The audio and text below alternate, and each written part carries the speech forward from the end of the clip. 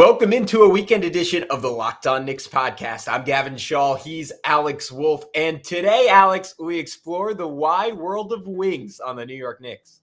Yeah, and not we're in like the small world section right now. We're just talking about the guys that played for the team previously. As we get into our offseason preview on wings, we will eventually be talking about free agents, trade targets, draft targets, but we want to talk about the incumbents: RJ Barrett, Quentin Grimes, Cam Reddish, Evan Fournier, and yes, Alec Burks, who is a wing and not a point guard. So we'll be talking about them all next on Locked On Knicks. You are Locked On Knicks, your daily New York Knicks podcast, part of the Locked On Podcast Network, your team every day.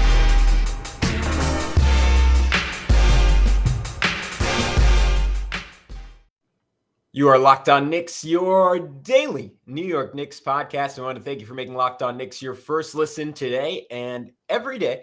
We are now available on all platforms, including on YouTube, so you can see our smiling on a Saturday morning, maybe a little more dour, a little less enthusiastic, but still excited to see all of you faces on YouTube. But who's talking to you? I'm Gavin Shaw, a play-by-play broadcaster. He is Alex Wolf, editor-in-chief of the Strickland, the greatest Knicks website on the internet. You can check them out wherever they can be found, including on Twitter at thestrick.land. And yeah, this is Locked On Knicks, and we finished up our point guard series going over some draft options. We dove deep on free agency and trades. So if you missed that, certainly go check it out. But for now, Alex, we move on to the perimeter guys. And where would we start? But RJ Barrett, the Knicks rising star, arguably the number one young player on the team. That was a debate. We did an episode on that. But I would say the consensus for most people, number one young guy on the team. What is the big question for you? I think maybe it's the same one for all of us about him going into this offseason.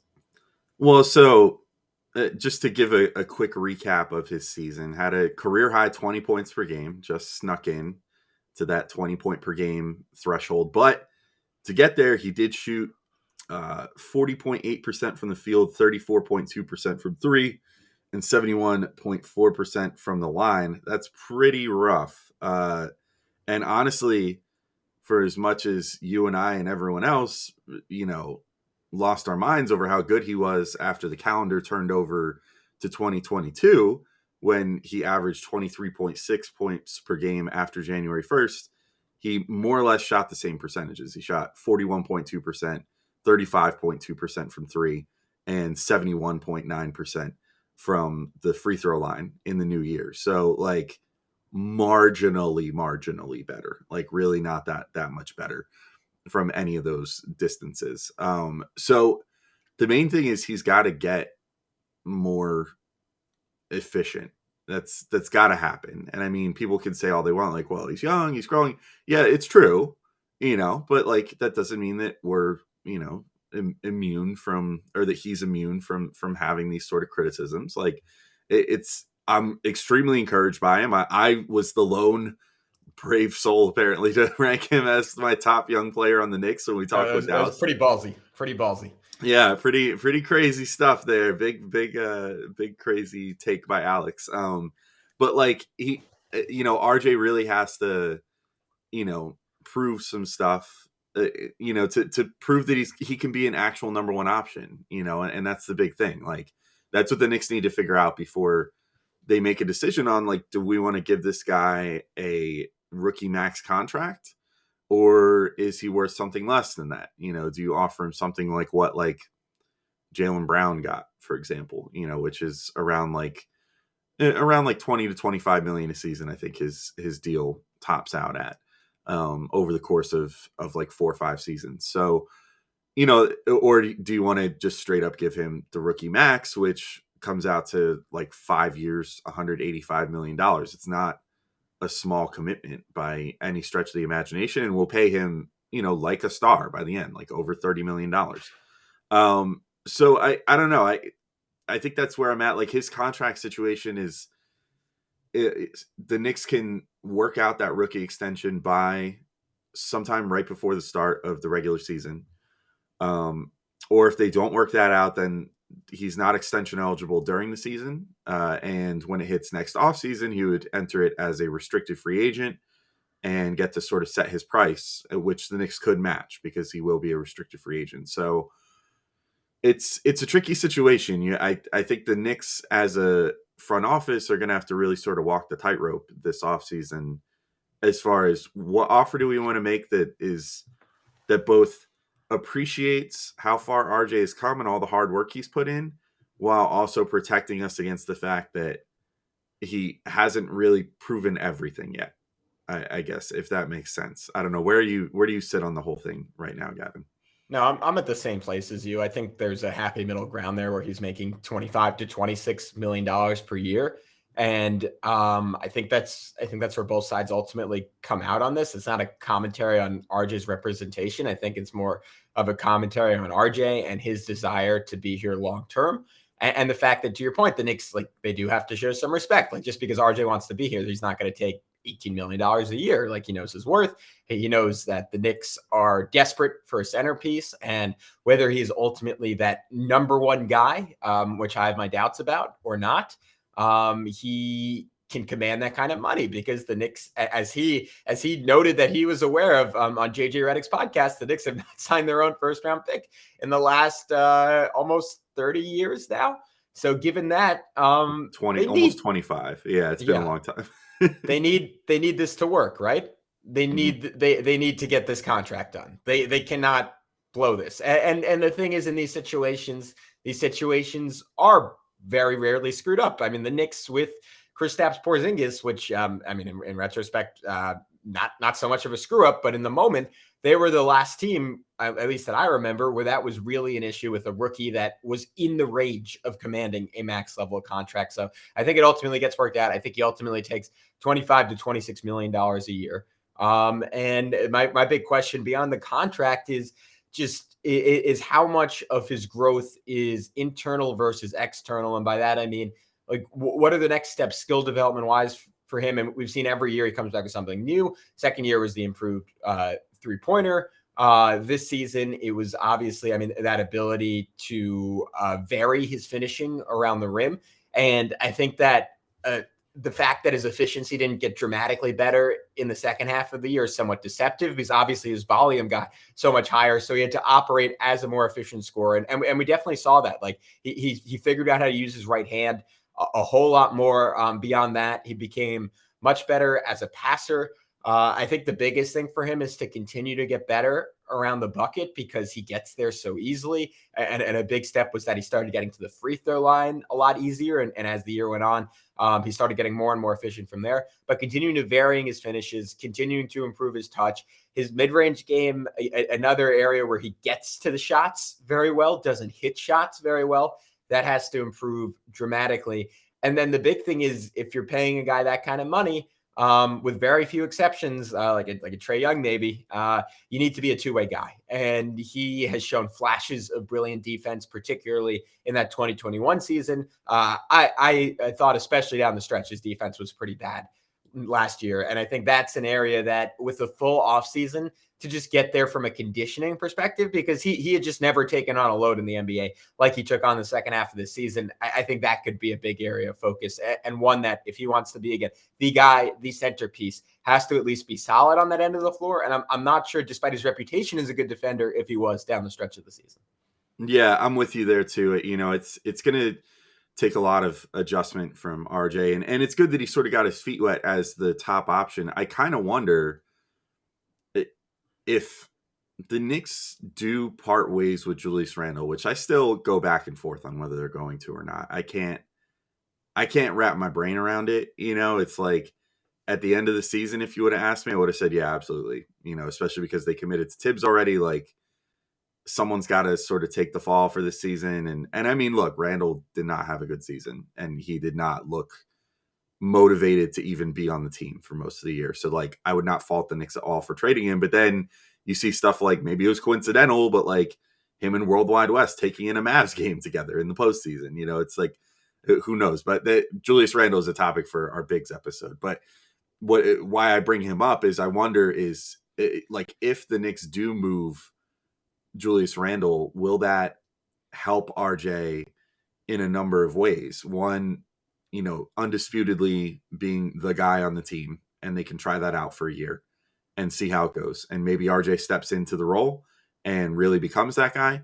Maybe it gives you the assessment that you need to say, no, you know what? He's not a number one guy. Like he can be a number one guy on any given night, but he's not like the guy that you go to night in, night out to, provide you with the efficient scoring and everything else that you need.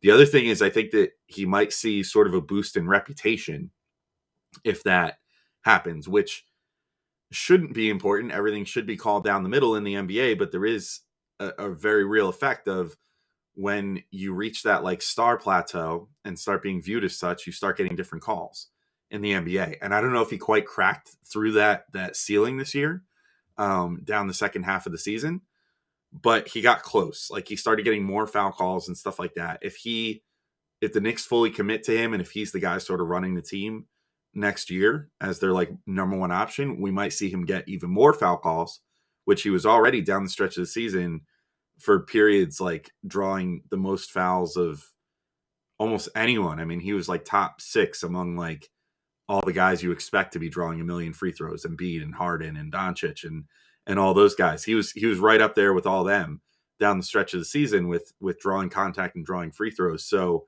could a Julius Randle departure set that up for him?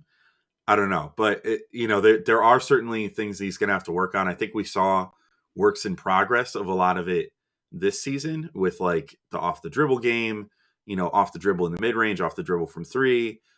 Certainly the finishing on the inside and how much better he's gotten at that with manipulating his body and also drawing contact.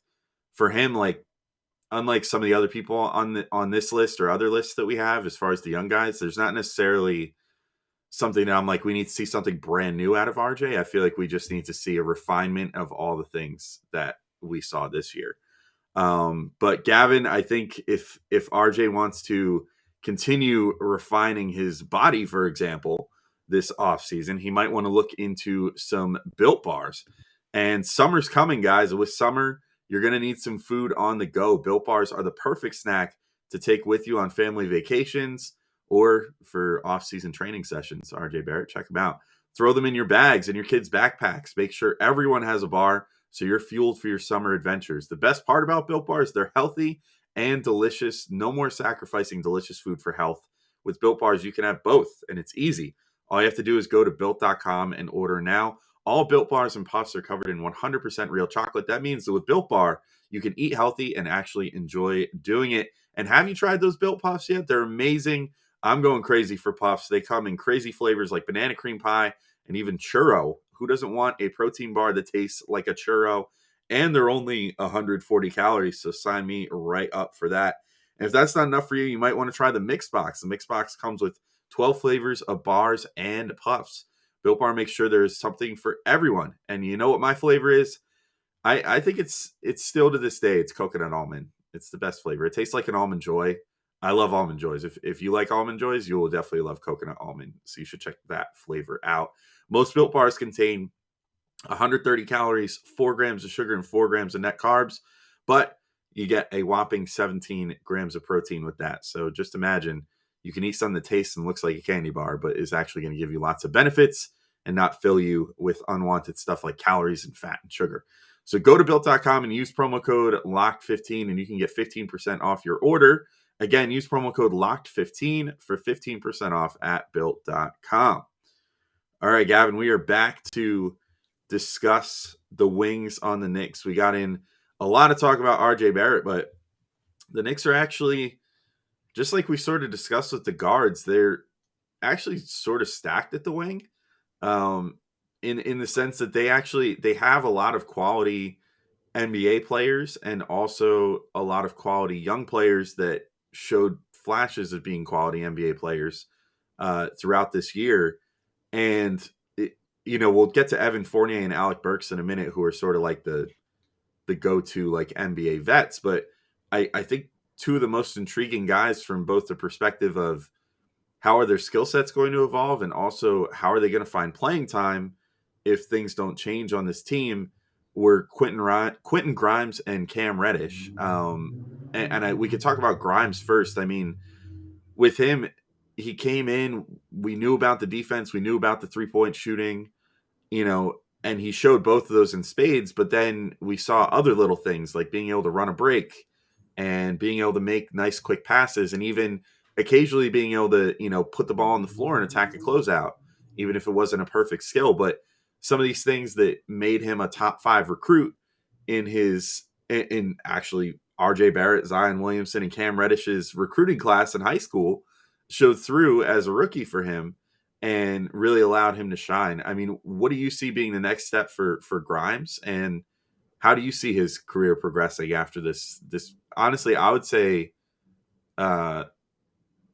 break. I don't know if breakout is the right word, but like more impressive than I was led to believe rookie year for him. Yeah, I mean, he hit 38% of his threes and got him 9 per 36 minutes, which is pretty if not unprecedented for rookie. I mean, it's suggestive of someone who is going to be not a good shooter, not a great shooter, but an elite shooter in the NBA for a long period of time. And that's exactly what the Knicks needed out of that spot, particularly to your point when you take into account his defense being fantastic. I mean, arguably being the best perimeter defender on the Knicks as a rookie was extremely impressive. And to your point, the flashes of off the dribble creativity and that constant feeling whenever you watched him of just being like, oh, there's a little more here than I thought. I think he's also someone not to get on the pile on the Julius bandwagon, but I think he's someone else who would really benefit from Randall being dealt to another team, because the real shame of his multiple injuries late season were that we didn't get to see him get 30 minutes on the court with Emmanuel Quickly and Obi Toppin. And we talk about the cascading effect that those two have with their with Quickly shooting gravity and Toppin's rolling gravity and their combined passing ability. I think Grimes would thrive in a system where the ball really moves around quick, because I think he plays with that same mentality, and he gets off his shot so quickly that he could sort of slot in as your quote unquote Danny Green on those early 2010 Spurs teams. Obviously less talent around him, but I think he would be a really good fit in that type of mold. And then the other thing I'm looking for him over more time is just to push that self-creation, because I think sometimes you'll see flashes from rookies that just, at least offensively, that don't carry over or even improve on in future years. I think Landry Shamet is a really good example of that, because I remember his rookie year, maybe even into his second year, but particularly when he was on the Sixers, he had a couple of games where he made 8 threes or got going off the dribble. And I think sometimes you almost catch a defender off guard when they look at a rookie and they're like, all right, coach, quick scouting report on this guy. Like, oh, he's a shooter. Just close out hard. But then teams realize there's a little more there and they catch on, and all of a sudden you don't really have a counter punch. And that's where you see some guys peak a little bit early in the NBA. So I want to see Grimes continuing to shape up that off the dribble package. What kind of plays can he make when he gets a hard closeout and he gets a pump and a guy flies by? Is he always just going to take a one dribble and a three? Is he going to drive and get all the way to the rim? Does he have more of a pull-up mid-range game? We only saw that occasionally from him. I think he's a guy that can just keep the machine moving when players like Quickly and RJ get that easy penetration, kick it out. I trust Grimes to make the next play. I just want to see him do it over a larger sample size. But Alex, what about for you? What are you looking for from him next season? And do you think he's earned the right to be an automatic substantial piece in this rotation, or do you think it's contingent on guys like Evan Fournier, Cam Reddish, or name a free agent or name a draft pick that could be inserted? Yeah, so I liked your point a second ago too, and I thought of like a good cross sport analogy, which maybe just allows me to bring up football for a moment and brag about how the Jets absolutely destroyed the first 3 rounds of the draft. But there's like always this thing in football, right, where a quarterback, and this almost harkens back to Tibbs's terrible analogy earlier this year too, but like a quarterback will come in mid-season, whether it's a rookie or like a second-year player or just a backup coming in off injury, and will look like a superstar for like 3-4 games because teams don't have tape on the guy. And so they don't know what to expect. And then all of a sudden the tape gets out and they figure out what they have to do and what they have to exploit. And then the guy looks like just another dude. I don't think that's necessarily going to happen to Grimes. I think you made some good points though, as far as teams closing out so hard on him, because I mean, he had probably of everybody other than maybe Evan Fournier on the team, he had almost the most guaranteed, like if he gets the ball on the perimeter and he's any sort of open, he's going to shoot it. He had the most mentality of that, like on the team. other than maybe Fournier. And so that being the case, it makes sense that teams would be closing out hard on him like that. And then that he could flash that little bit of ball handling, and teams might catch on to that as time goes on and start defending him a little differently. That said, like, I do think that he has some upside there as far as a guy that can create a little bit out of that situation. I mean, we've talked about it before, but he was more of like a facilitating guard, like coming out of high school, and was viewed almost like he was going to be like a, like a guard / wing initiator type, like that was going to, run an offense coming out of high school. And that just didn't go well at Kansas. And then he transfers to Houston, sort of transitions more into this 3-and-D role and like really killed it in that role, which sort of shaped the perception of him. But, in the NBA with better spacing and everything else, like there might still be some possibility that he could find that. I think though, where he'll end up slotting in is sort of like what you said. I think that it'll be a mix. It'll be like he won't just be your standard 3-and-D guy like a Reggie Bullock, who we obviously have tons of experience with as far as, okay, he can set, he can shoot, he can not really dribble, and he can play defense on the other end. And that's it. That's all you're going to get out of him. I don't think that's the Quentin Grimes playbook. That said, I don't think he's going to turn into like RJ Barrett, for example, overnight and be able to, hit a spot up three, but also like, just make something out of nothing and drive inside and draw a foul and get an and one and blah, blah, blah, like that whole shebang. I think he'll just sort of be like the middle ground. I think actually in an ideal world, he could be like a slightly less ball handling focused Evan Fournier with like way, way, way better defense, which I think is a great player and a player that's going to make a lot of money in the NBA and stick around for a long time. As far as the second part of what you said, and then I'll throw it to you quick to react to that and say your piece, but I think he did do enough to hold down a rotation spot and justify it. The problem is did he do enough in Tibbs's mind to do that? And, you could say all you want, like, oh, but he got some starts and, oh, he got tons of bench minutes. Tibbs clearly trusted him, but there were usually extenuating circumstances with that. Like the fact that he was starting Alec Burks at point guard for reasons unknown. And that there were other like injuries that were sort of forcing the hand there as far as getting Grimes into that situation to play 20 to 30 minutes. And he did manage to stick there once he got there, but we all know how Tibbs is. Like he could very well come into next season if the Knicks come in full strength and then they have, let's say, a Jalen Brunson, at the point guard. So then Burks, moves back to the wing if they don't trade him or part ways with him in some way. You still have Fournier. You still have RJ. You have Cam Reddish, who the front office is probably going to be pushing for, like, you need to play this guy a little bit, who we'll talk about in the next segment. But, like, I think that, it's going to be a struggle still for him to get playing time. We saw the same thing with Obi Toppin this year and Emmanuel Quickly, where they showed a lot in their rookie season, and we thought, okay, they've got a guaranteed role coming into this next year. And then they still had to scratch and claw the whole year. So, unfortunately, I think due to the coaching situation, nothing's going to be given to Grimes this upcoming season. Yeah, I mean, in defense of Tibbs, right? I mean, we talked about one of our dream offseason scenarios is the Knicks sign Brunson. They play him and Quickly as the starting backcourt. But then, like, we have to, as fans and people who rip Tibbs all the time, being like, oh, I know he's going to play Obi 20 minutes a game next year. I know he's going to play Grimes 18 minutes a game next year. All right, but someone has to play in those spots. If you're slotting RJ in and saying he's getting a guaranteed 36, you could move RJ up to the 4 and you could get Grimes his 30. Or you could keep RJ at the 3 and you could get Obi his 30, but you're not going to be able to get both those guys. They're 30, and we love both those guys. So that's where it gets tricky again. If you had a Jalen Brunson, if you had a premier draft pick who's ready to break through right away, if you had another free agent that's automatically deserving of that kind of time, I think in my ideal world, especially if the Knicks don't end up with a Jalen Brunson, I think Quentin Grimes is someone who should play close, if not 30 minutes per game next year, just because he's flat out one of the, I hate the term two-way player because it's always like, all right, well, how much are you measuring offense? How much are you measuring defense? But for the quote unquote two-way players on this team, he might be the single best one.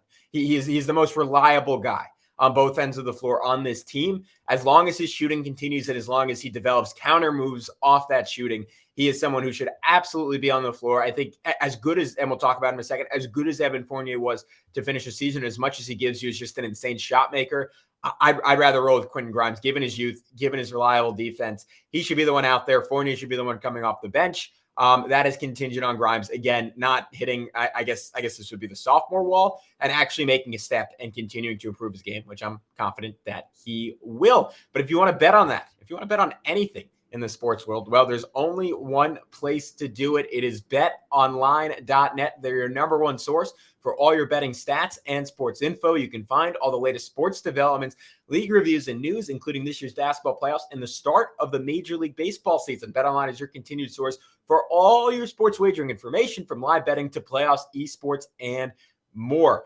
If I were you guys, I would take my mobile device, head to the website today to learn more about the trends in action. What I learned when I went on the website is that the Golden State Warriors are 2.5 points over the Memphis Grizzlies for their game 1 this Sunday.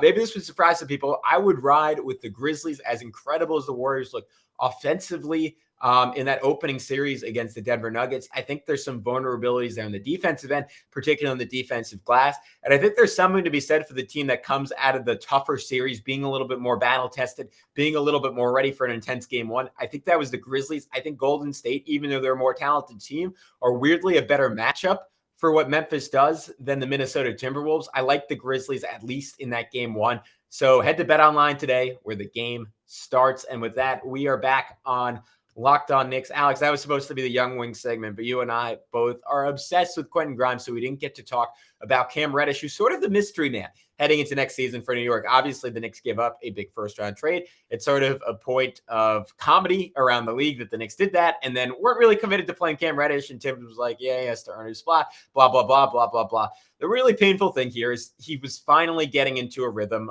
when he hurt his shoulder and had to miss the rest of the season, put together, I think, 1.6 good games in a row, which felt like a big deal. But the flashes with Cam Reddish were about as good as the flashes we saw from anyone on this team. His combination of size and speed and ability to squeeze through tight spaces at something like 6'10" are unparalleled on this Knicks team. And I think that element is valuable, and I would like to continue to see it explored if he's willing to lean into the best aspects of his game. But what is your feel on Cam Reddish heading into his make or break season with the New York Knicks?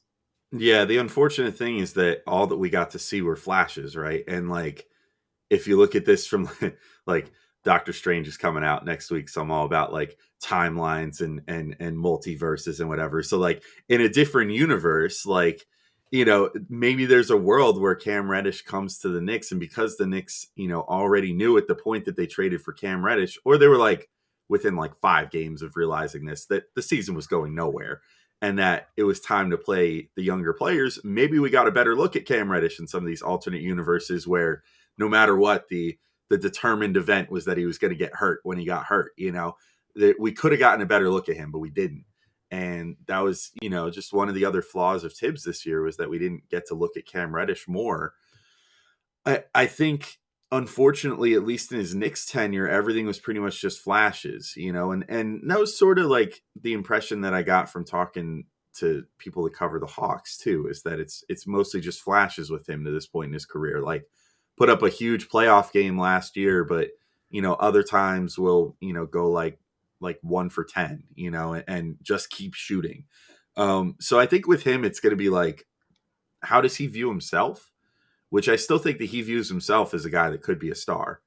And look, I mean, I don't fault him. He's heading into his 4th year in the NBA, and he was like considered by some to be the top guy in his high school class, in front of RJ Barrett, Zion Williamson, Quentin Grimes, as it turns out. You know, he was ranked to be like the number 1 among those guys by some people, because he did have that amount of talent and, you know, was viewed as that sort of player.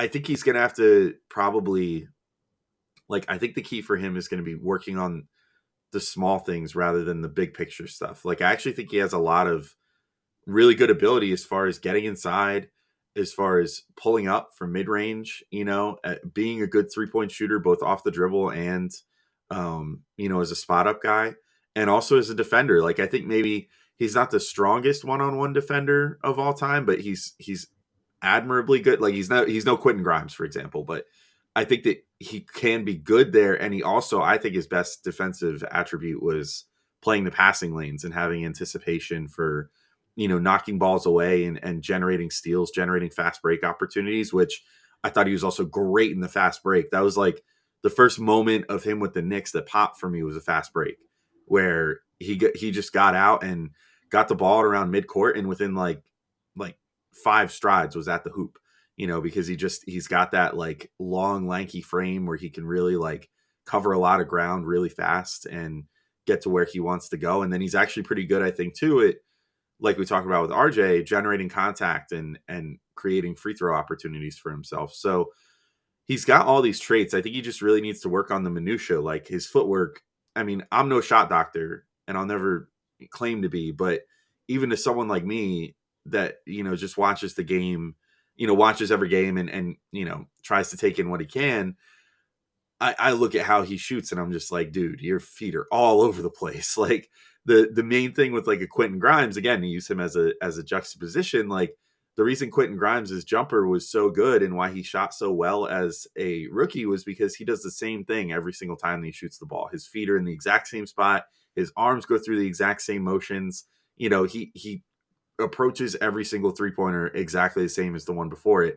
Whereas with Reddish, it was like sometimes his one leg would be kicking out this way. And then another time, both of his feet would be kicking forward as he's shooting. And then another time he'd be fading to the side. And, another time his body would be sort of crooked while he was trying to get a shot up. And it's just like, I think he needs a really good shot coach over this offseason. If he gets that together and can develop consistency first on just spot up attempts and then transition that into his pull-up game, which he's really adept at getting into, then I think that could signal a potential. I mean, maybe that leads to the star turn that Cam Reddish wants. It's just going to depend on if he can get there or not. But I will say, I think that he is probably, to me, and this is why I feel like the Knicks need to prioritize getting him some minutes next year, even if it's only 15 to 20 a game or something. But, he needs playing time so that you can see what there is, because I think that he is probably, out of all the guys that we talk about during these young player segments and whatever, he's probably the one that has one of, if not the highest ceiling amongst the Knicks young guys to me, but also probably the lowest floor, because if he doesn't put together some of these basics, the things aren't going to work out for him. He's never going to find the consistency that he needs to be good in the NBA. Yeah, I'm in agreement with you. I will say, despite that inconsistency in mechanics, he's a guy who clearly has some shooting talent, right? 90% from the line for the season. When he actually was playing consistently on the Hawks, despite, that erratic shot selection, hit 38% of his threes on 4.5 attempts per game. He's someone who can shoot the basketball. And the big thing for me when he was on the Knicks is, and this is a credit to Tibbs, where we don't give credit to Tibbs a lot. I thought his intentions were to play the right way. And you saw him fall into some of those bad habits and take occasionally like the contested three with 20 seconds on the shot clock that seemed like it would be a brick every single time. But for the most part, he wanted to make the extra pass. He wanted to play hard defensively. He wanted to get to the rim and get to the foul line. And I think we saw that all coming together. And the really difficult part for him, and we'll talk about it with Obi Toppin, because we saw the same thing with Obi Toppin, is I don't think in the limited minutes that he was playing, for a guy who has probably played most of every basketball game for the rest of his life, with some exceptions on the Hawks before this, I just think he struggled to get into any kind of rhythm, like being pulled in and out. And once he actually got a stretch to just be on the court and said, hey, you don't have to look over your shoulders, you're not going to get pulled for every single mistake, I think that was slowly but surely going to change the outlook of his season if he'd gotten to finish. And we'll never know, because he didn't get to finish this year, but that is my instinct on it. And I hope the Knicks find a way to clear up that time, whether it's trading Alec Burks, whether it's not adding anyone to that position. Like, I want there to be a world where again, it's tough, because I want it for Obi Toppin, I want it for Grimes, I want it for RJ, and there's only so many minutes to go around.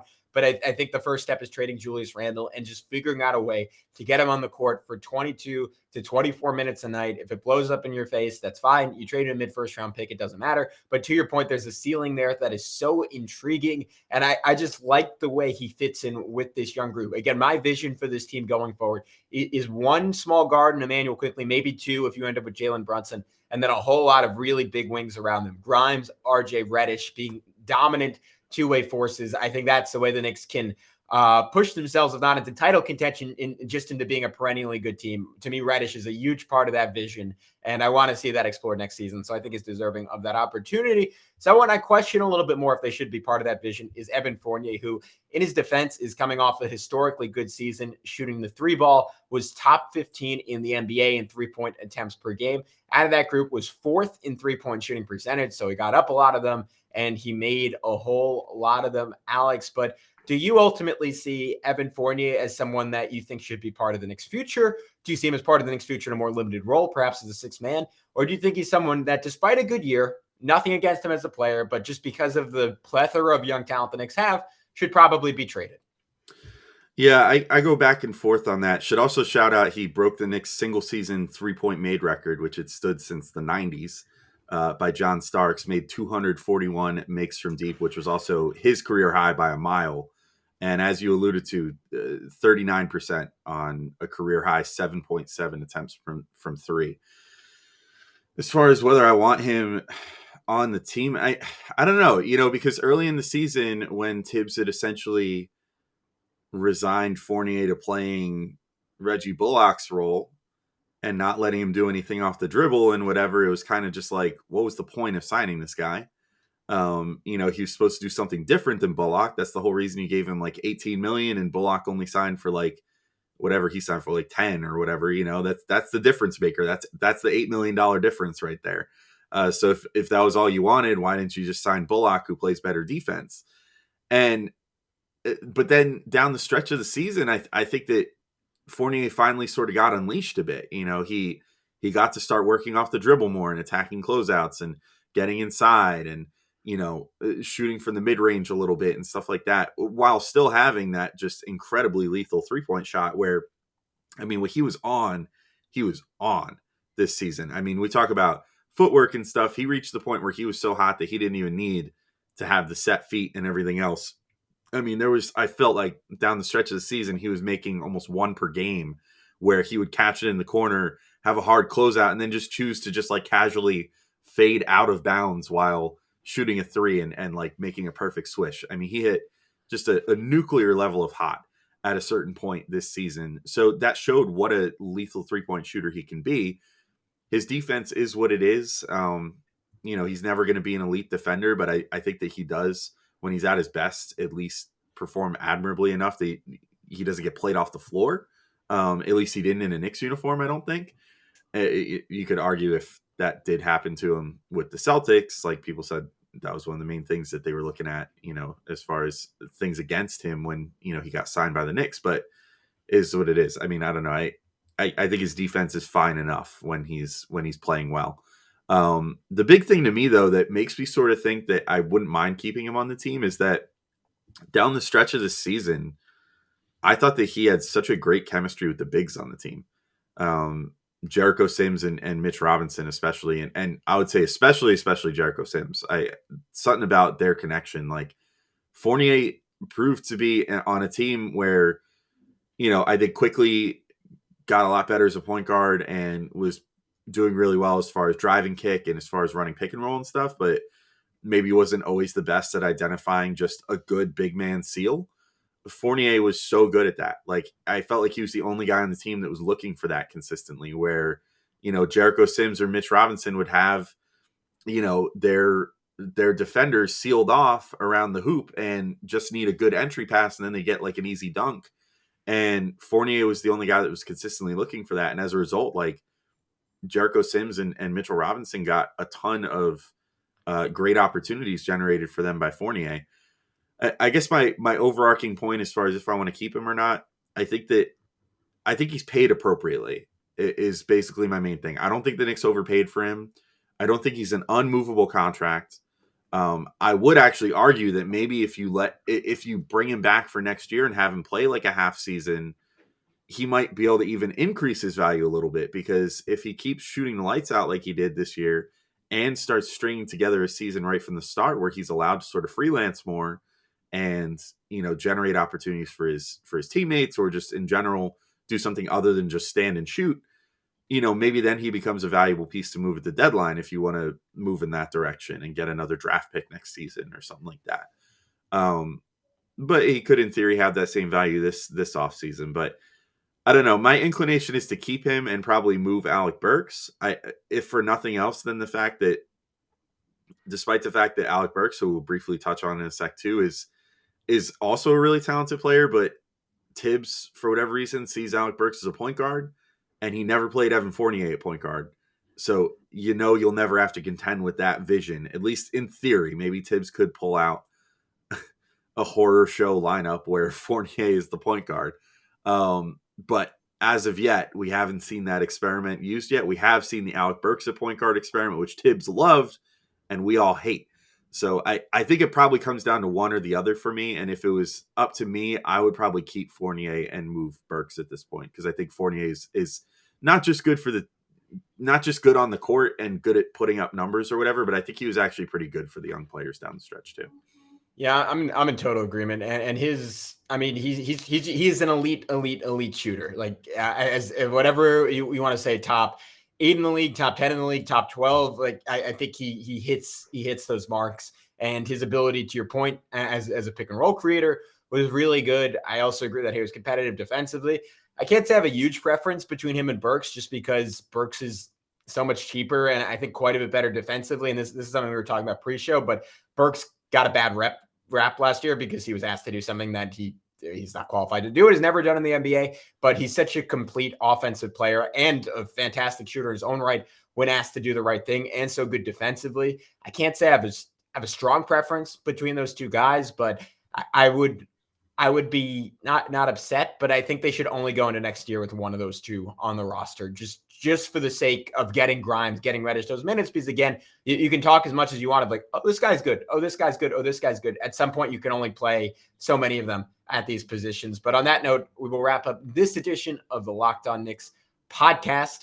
Stay tuned next week. We will continue exploring all of these conversations, including potential free agents the Knicks could sign on the wing, potential draft picks the Knicks could have on the wing, and what star wings will the Knicks look to trade for this offseason, maybe with a special guest or two. But until then, he's Alex. I'm Gavin. Enjoy the rest of your weekend. Peace out.